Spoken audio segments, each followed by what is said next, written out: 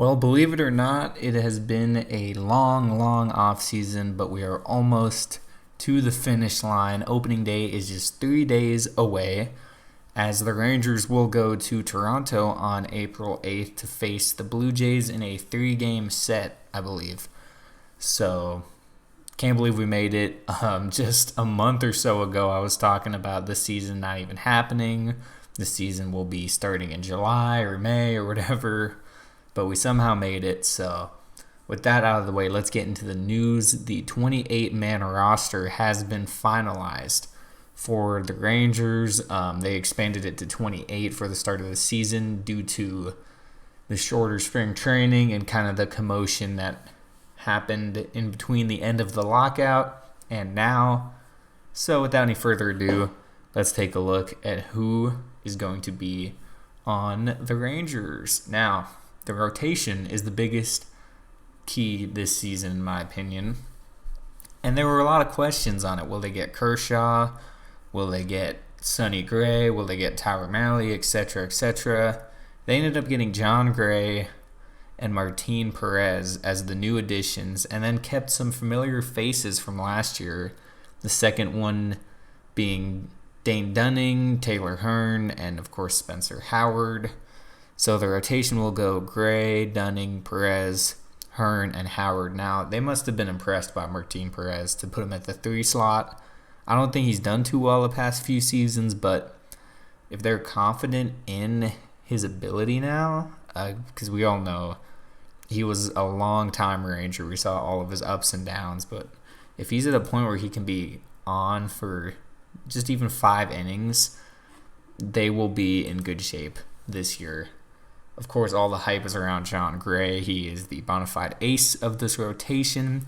Dane Dunning was overall pretty good last year, had some ups and downs, but was a nice surprise from the Lance Lynn trade.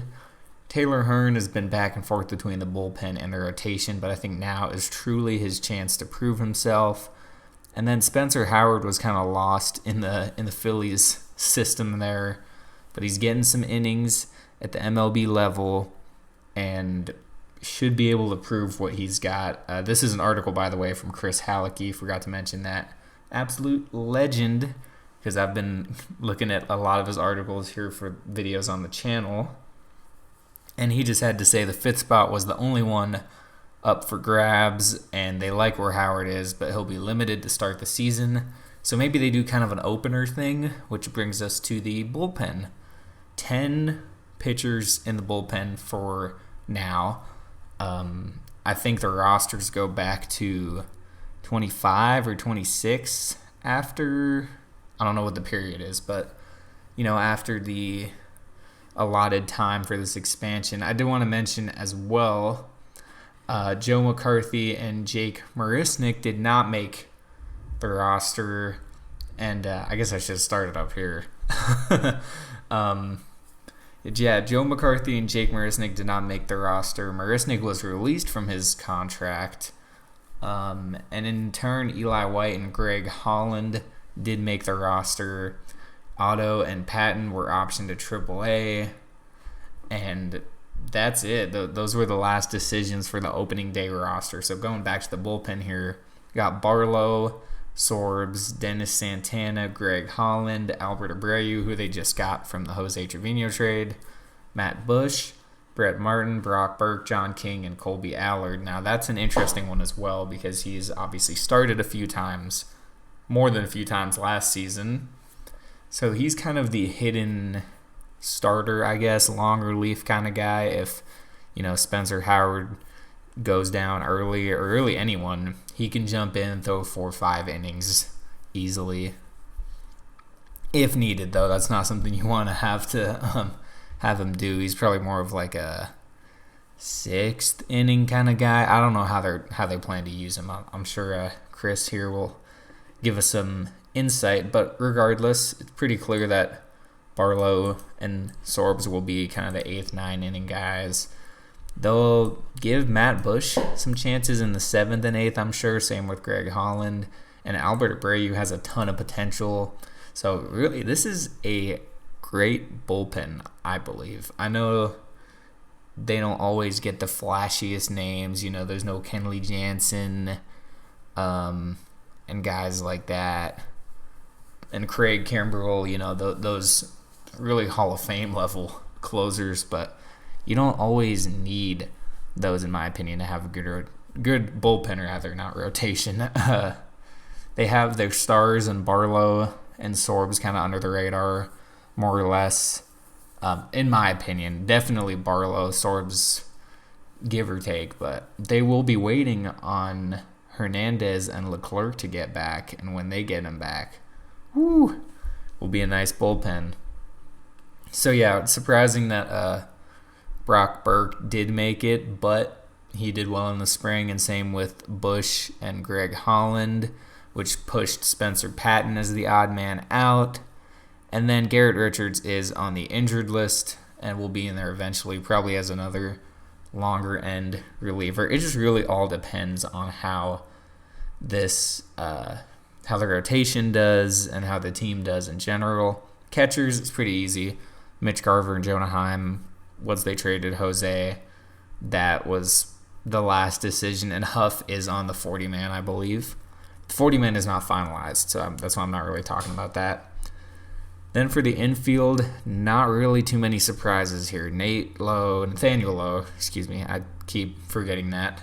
Nathaniel Lowe, Marcus Semien, Andy Ibanez, Corey Seager, and Culberson coming in as utility, which means Brad Miller is going to be in the outfield.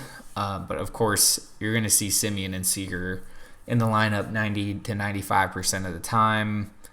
Ibanez played very well in the spring. And then Culberson came back, but this time as utility. He was mainly third last year, I think. I don't remember him playing other positions too much. Then looking at the outfield, Brad Miller in left, Adolis in center, Cole Calhoun in right, and then Willie Calhoun will be a DH left field substitute. Nick Solak can play pretty much any spot, and same with Eli White. So Chris goes in here to say that it was down to Eli White, Joe McCarthy, and Jake Marisnick. However, I don't think Marisnick was the right choice, so I agree with that. And it was tough. It's tough to not have Joe McCarthy up there because you can see he hit .571 in 10 games. So at least maybe give him some chances. I know they had mentioned Eli White kind of changed his whole swing this offseason and was working on whatever else. So it will be an interesting situation out there. And they still got guys in the pipeline. Bubba Thompson has been one at Frisco for a while. Josh Stowers. So they have a ton of choices for the outfield. And that's pretty much it. But yeah, they still have some stuff to work out for the 40-man roster. And I believe this is saying 3 players must be removed. Yeah. Thursday's midday deadline. So is there a deadline on Thursday then, I guess? Well, that would be going to the games. Okay. So we'll have to see how that develops. But that is about it, y'all. Nice 28-man roster. Very excited for the season. And they still have even more guys on the way. We'll still get to see Huff this year. Still get to see Josh Young this year. Jose Leclerc. Jonathan Hernandez. So many guys are going to be coming back in the later half of the year. So if they hold it together, this could be a pretty good team. I don't expect a winning season, as in more than 81 wins, but I think in the mid-70s could happen. And I'll get more in-depth into my prediction in a different video, but I'm just saying this could actually be a pretty decent team. They're going to be very heavy on offense. It's not going to be you're not going to see too many pitching duels, and that's just the nature of the team usually, but they do have a pretty electric offense this time to back it up. So let me know what y'all think of this 28-man roster. I will have the link to Chris's article below if y'all want to go check it out yourself, and let me know what you're excited about this season, what you're looking forward to, because it's 3 days away and it's really happening this time. No lockout, nothing delaying it. So Very excited. Thanks for watching, y'all, and I'll talk to y'all later.